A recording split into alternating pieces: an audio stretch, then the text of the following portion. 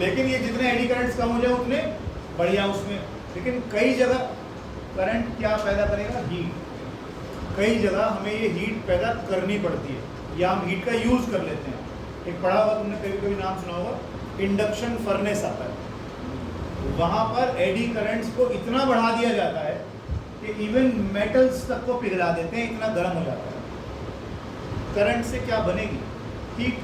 अगर मैं रेजिस्टेंस को बहुत ज़्यादा बढ़ा दूँ तो बहुत ज़्यादा हीट पैदा होगी। और कहीं पर मैं कुछ ऐसे इंतजाम कर दूँ कि एडी करंट्स बढ़ते जाएं तो उससे क्या बढ़ेगा, हीट बढ़ेगी। उससे मैं इंडक्शन फर्नेस बना देता। इंडक्शन फर्नेस बहुत सी जगह, जैसे जॉइंट पेन्स हो जाते हैं लोग, तो उनको सिकाई करनी पड़ती है।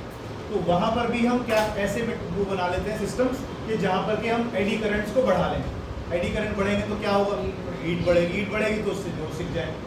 ठीक इस तरीके से हम लोग एडी करंट्स का फ़ायदा भी ले लेते हैं। एक आता है जैसे स्पीडोमीटर।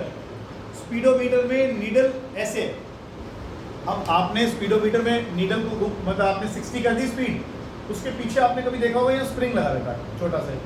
होना तो ये असल में, तो अगर एडी करंट्स ना हो तो ये नीडल 60 पे जाएगी और वहाँ ऐसे हिलती रहेगी, वहाँ ऐसे हिलती रहेगी, क्योंकि पीछे स्प्रिंग लगा हुआ है इसमें। लेकिन क्या किया जाता है, इसके अंदर एडी करंट्स को बढ़ा देता है। तो जैसे ही रीडिंग 60 पर आती है, आपकी स्कूटी 60 पे आती है, ये 60 पे जाने के बाद एडी करंट्स इसके वाइब्रेशन को रोक देते हैं। तो ये बिल्कुल यहाँ आ जाता है। ऐसे ही बनता है dead beat galvanometer. Dead beat galvanometer मतलब दिस इज कॉल्ड बीटिंग। और अगर इस बीटिंग को डेड कर दिया जाए तो इसे कहते हैं डेड बीट गैल्वेनोमीटर। ये बीटिंग हो रही है, जाने के बाद अब मेरे को मान लो कोई गैल्वेनोमीटर है, वो ऐसे हिला रहा है, ये दिख रहा है, इसका मतलब क्या, मेरे को पता लगेगा कौन कितना करंट है? नहीं ना, मुझे तो ये चाहिए ना, मुझे तो ये चाहिए कि यहाँ से करंट घूमा और यहाँ पे रुक जाए। ये बीटिंग होती रहेगी तो कैसे काम चलेगा? मुझे तो ये बीटिंग कैसी चाहिए, डेड। मुझे तो यहाँ स्टिल चाहिए बिल्कुल ही। तो ऐसे डेड बीट गैल्वेनोमीटर में भी हम क्या कर लेते हैं, एडी करंट्स को बढ़ा लेते हैं। ये पढ़ लेना बुक से, मैंने कुछ लिखवाना नहीं है, मैं सिर्फ डिस्कस कर रहा था ऐसे। एडी करंट्स के यूजेस जो हैं, एडवांटेजेस और डिसएडवांटेजेस बुक से पढ़ लेना। किसके लिए? हाँ, एडी करंट्स के जो आपके यूजेस आएंगे। एक मिनट,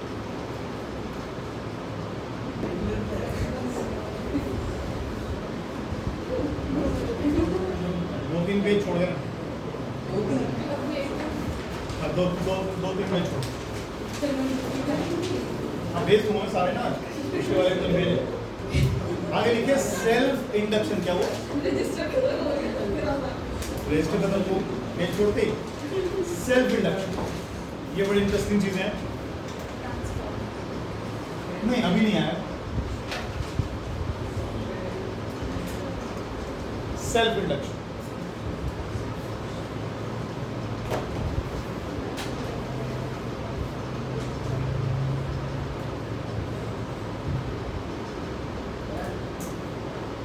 सब बना लो, बात ठीक है, बात नहीं दिक्कत। पीछे से तो 27वां बात थोड़ा टेढ़ा हो रहा है, बाकी तो मस्त है।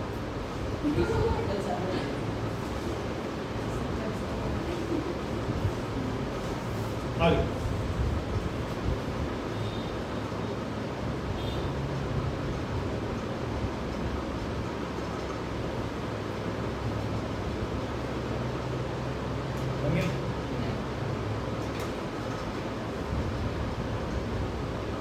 अब इसमें हमने एक कॉइल ली, ठीक है। जैसे ही मैं स्विच को ऑन करता हूं, करंट इसमें फ्लो करना शुरू करेगा। अब सिंपल सी बात सोचो, इसके अंदर जो इलेक्ट्रॉन्स बैठे हुए हैं वो आराम से चल पड़ेंगे। बोला हाँ चलो, धक्का मार दिया तुमने, हम चलते। ऐसा होता है क्या कहते हैं, इनर्शिया। कोई भी चीज़ जब पड़ी हुई है रेस्ट पर, तो वो क्यों रजिस्ट, वो क्यों चलना चाहेगी? आप क्या करेगी? रजिस्ट करेगी, तो नहीं चलना। जैसे ही आप स्विच को ऑन करोगे, वैसे ही इसके अंदर एक इंड्यूस्ड ईएमएफ पैदा हो जाएगा। इंड्यूस्ड ईएमएफ पैदा हो जाएगा, और इंड्यूस्ड ईएमएफ की डायरेक्शन कैसी होगी? So as to oppose the cause. Cause क्या था? आपने इसको ऑन कर दिया था, ऑन करते आपने इसमें क्या चला दिया? करंट। जैसे ही करंट चलाया, वैसे ही इंड्यूस्ड ईएमएफ की डायरेक्शन, यहां लिख रहा हूं मेक, मतलब मेक ऑफ सर्किट। जब सर्किट को ऑन किया गया, जब सर्किट को ऑन किया गया, सर्किट को मेक किया गया। तो जब मेक किया गया सर्किट को, तो इंड्यूस्ड ईएमएफ की डायरेक्शन कैसी हुई? उल्टी डायरेक्शन। जो आपका अप्लाइड ईएमएफ था वो किस तरफ था? यूं। करंट कैसे घूमा? यूं।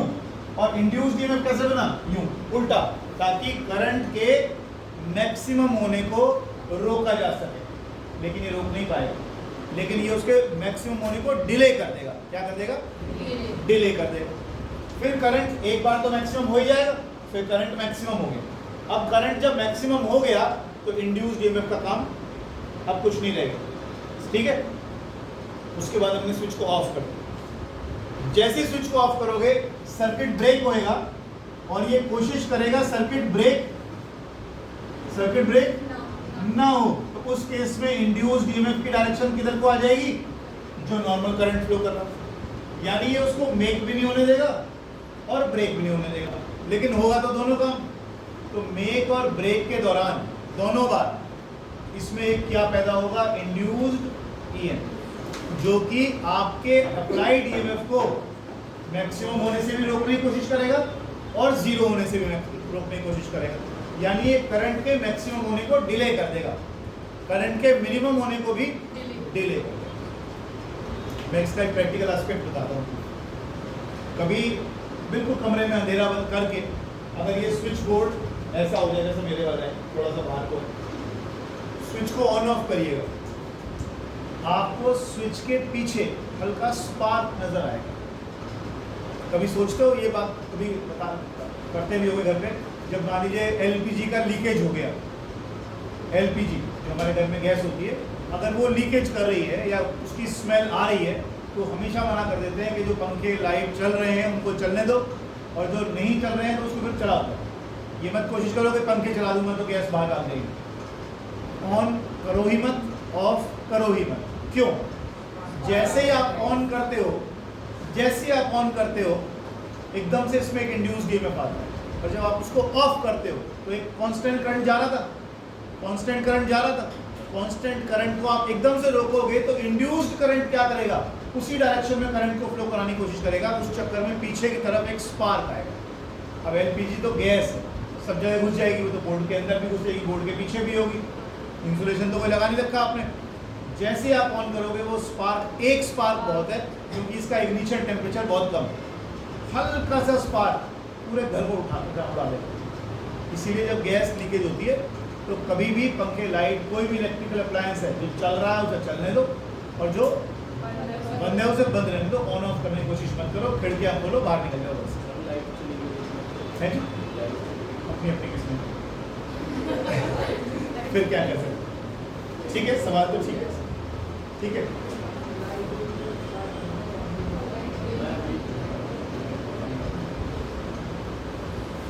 ये आ गया मैक्सिमम करंट और ये आ गया time.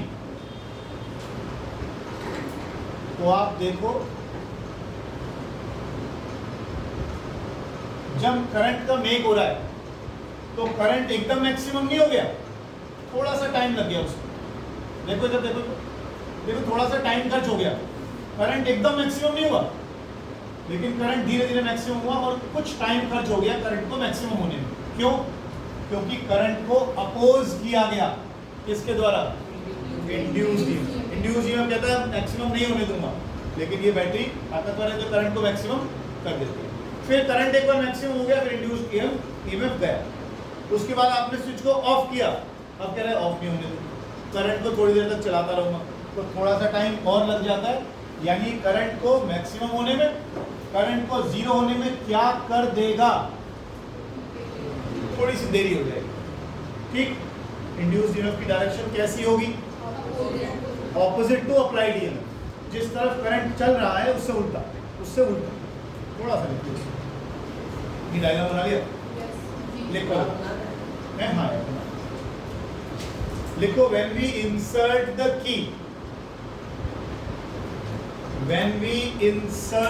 key that is at make,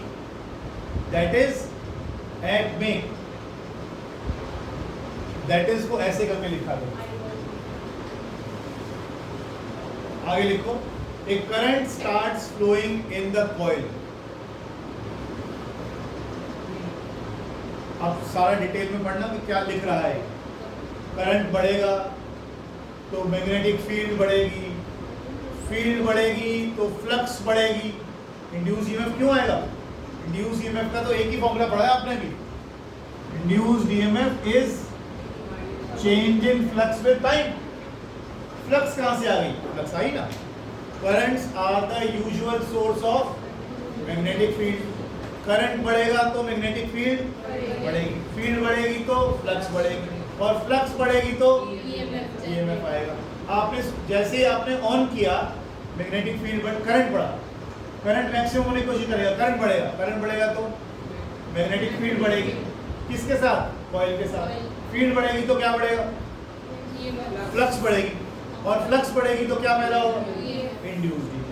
वापस में आओ, जब मैं की को ऑफ करूंगा, जब मैं की को ऑफ करूंगा तो फ्लक्स घटेगी, फ्लक्स घटेगी तो फिर से इंड्यूस्ड ईएमएफ फिर से आएगा।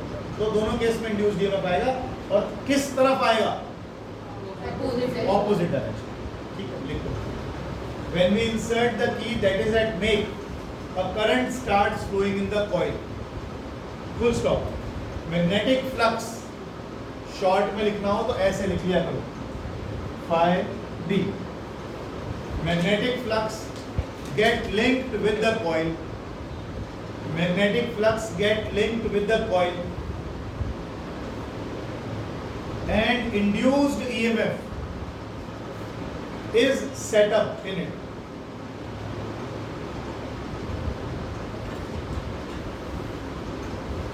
ठीक है, आगे लिखो। The induced EMF will oppose the cause producing it. Will oppose the cause producing it. That is, will oppose the cause producing it. That is cause क्या है? That is the applied EMF. cause क्या है? आपने applied EMF apply किया, कभी तो हुआ, switch on किया जब आपने। आगे लिखो। Therefore at make the direction of induced EMF is opposite to, that is at, कहां पर बोला? Therefore at make सर्किट का make जिसको बोल रहे हो, direction of induced EMF is opposite to direction of क्या? applied EMF. Full stop. Last line. This will delay the growth of current. This will delay the growth of current in the coil.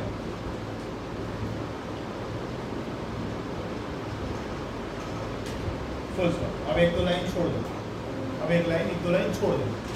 आगे लिखो। When we take out the key,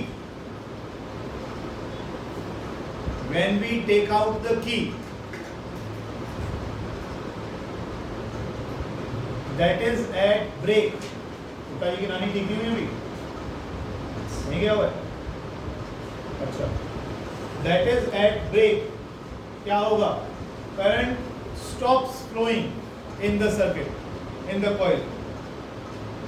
Current stops flowing in the coil.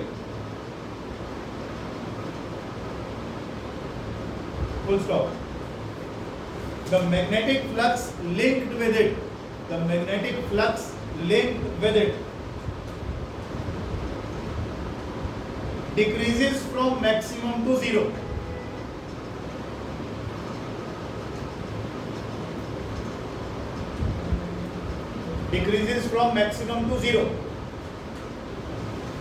Therefore, induced EMF is set up in the coil.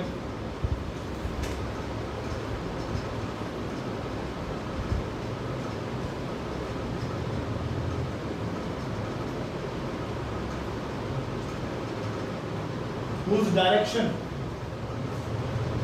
is same as that of the applied EMF. Whose direction is same as that of the applied. आगे लिखो please. Definition of self induction.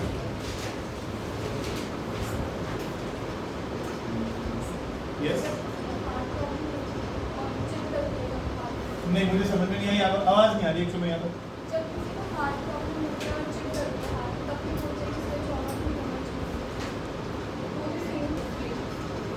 लिखो. When a current is changed in a coil, when a current is changed in a coil, मुस्कुराओ मत, देखिए, comma, an opposing EMF. When a current is changed in a coil, an opposing EMF is set up. An opposing EMF is set up in that very coil.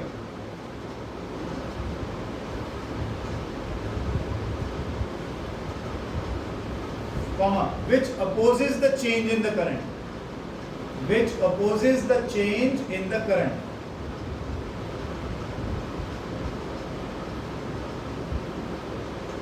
This is called self-induction. This is called self-induction. Next आता है coefficient of self-induction.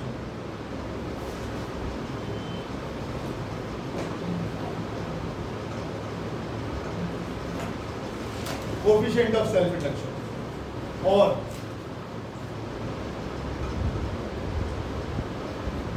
self-inductance of a coil.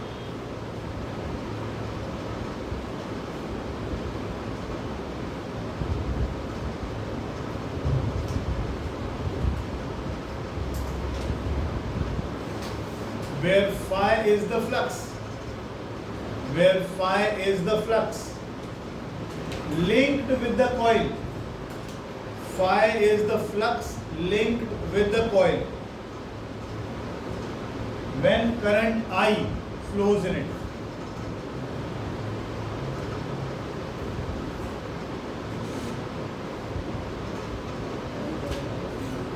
When current I flows in it. देख लो बेटा, phi is the flux.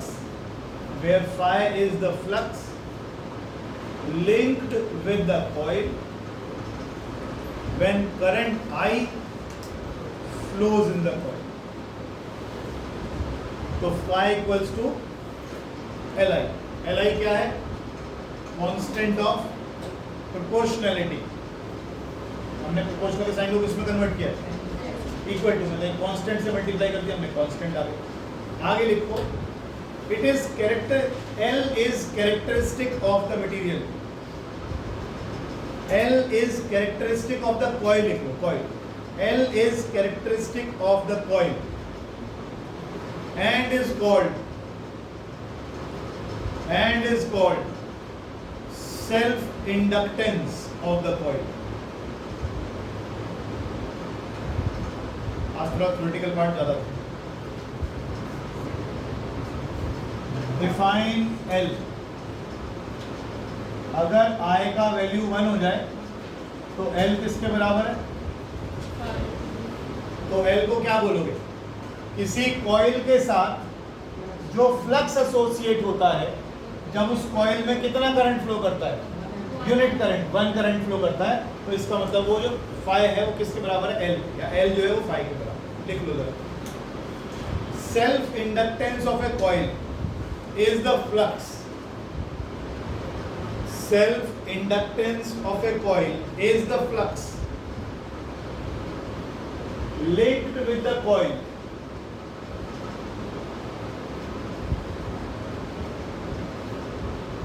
when a unit current flows in it.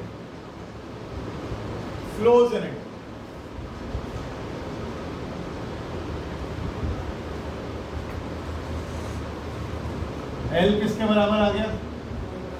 Phi bye I. L की unit होती है Henry और ये किसके बराबर आ गया?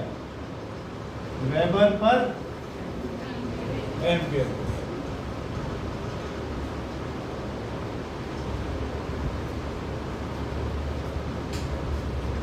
अभी आपने क्या लिखा, phi इक्वल्स टू Li। अगर मैं इसको डिफरेंशिएट कर दूं विद टाइम तो देखो जरा क्या आता है, D phi by D T is equal to L, तो कांस्टेंट है, इनटू डी आई बाई, इसे पहचानते हो क्या, ये है ना, D phi by D T is E.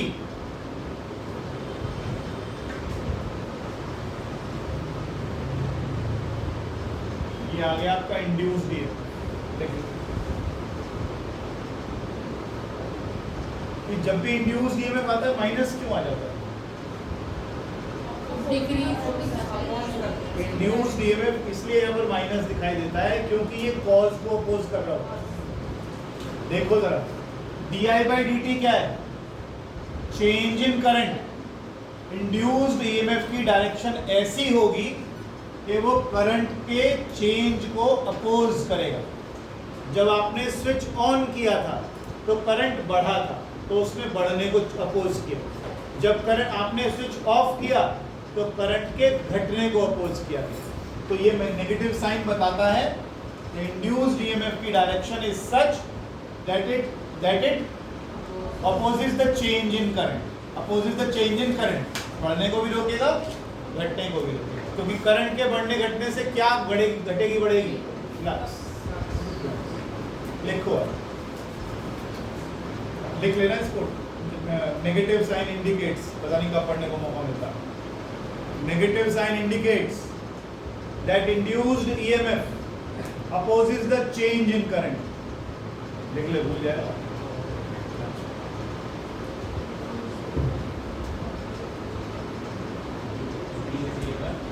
Opposes the change in current, D I by D T क्या है, change in current.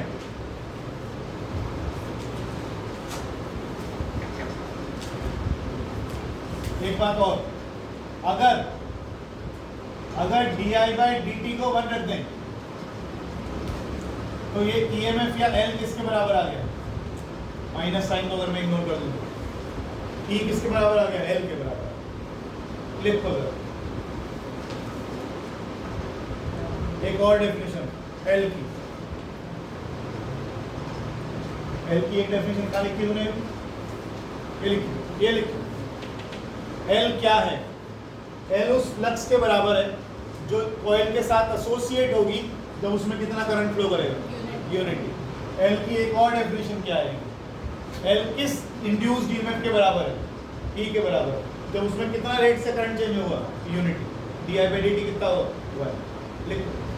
Self inductance of a coil is the EMF induced in it. Self inductance of a coil is the EMF induced in it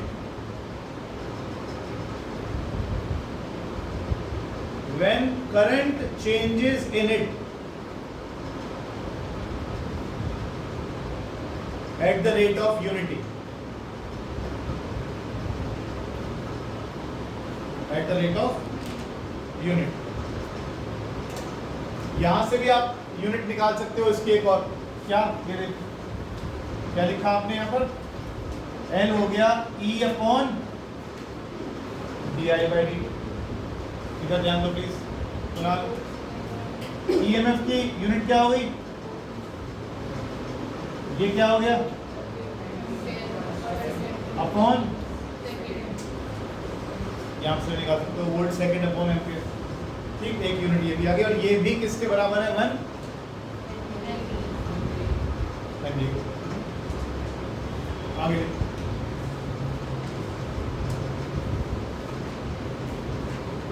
एक हमने किसी unit के बारे में पहले भी लिखा था ना, it is not a practical unit, it is too big a unit.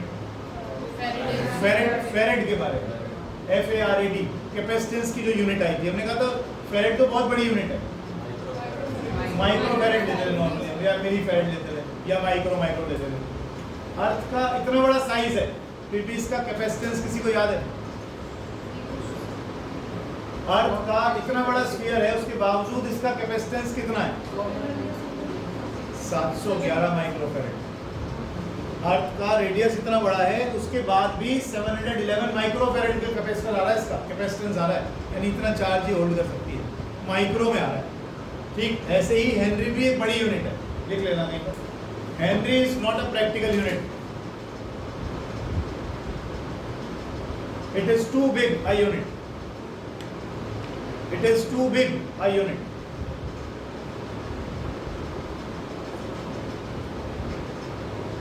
मैंने फेरेड का आपको पहले भी बताया था, ये जो कैपेसिटेंस पंखे में लगे रहते हैं, कैपेसिटर पंखे में लगे रहते हैं, ये 2.5 माइक्रोफैरेड, 3 माइक्रोफैरेड, 2 माइक्रोफैरेड ऐसे आते हैं, छोटे छोटे से कैपेसिटेंस। ठीक है, आगे लिखो, it is too big a unit, और आगे लिख लो practical units are micro henry या मिली हेनरी, लिख ले। Practical units are micro henry और मिली हेनरी।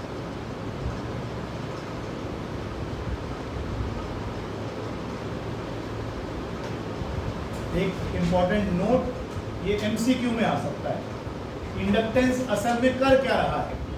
करंट के बढ़ने को रोकता है, करंट के घटने को रोक रहा है, जो सेल्फ इंडक्टेंस है, वो दोनों चेंजेस को ही रोक रहा है, इसीलिए इसको इलेक्ट्रिकल इनर्शिया भी कहते हैं। इनर्शिया क्या होता है कि कोई बॉडी रेस्ट पर है तो रेस्ट पर रहेगी, मोशन में है तो मोशन में रहेगी जब तक फोर्स ना लगा दो। ऐसे यहाँ पर भी ऑपोजिशन हो रहा है कि चेंज नहीं होना चाहिए, करंट है नहीं तो करंट ना ही रहे तो ज़्यादा अच्छा है ना। लिखो जरा, नोट करके लिख देना। Inductance opposes both the growth and the decay of current. Inductance opposes both the growth and the decay of current. Hence, its role is same as that of inertia.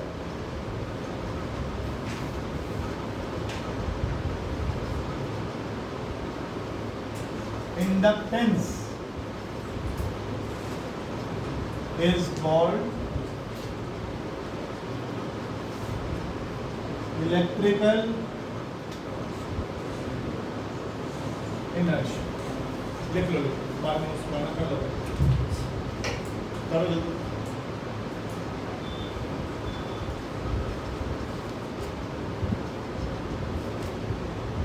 अगले आर्टिकल्स को पढ़े, आज इतना ही करेंगे। Class मत छोड़ो, मैं बार बार समझा रहा हूँ, क्लास छोड़ने का बहुत नुकसान होगा तुम लोग, वीडियो से नहीं मजा आएगा। पिछली क्लास में भी आपको याद होगा, कौन सा वाला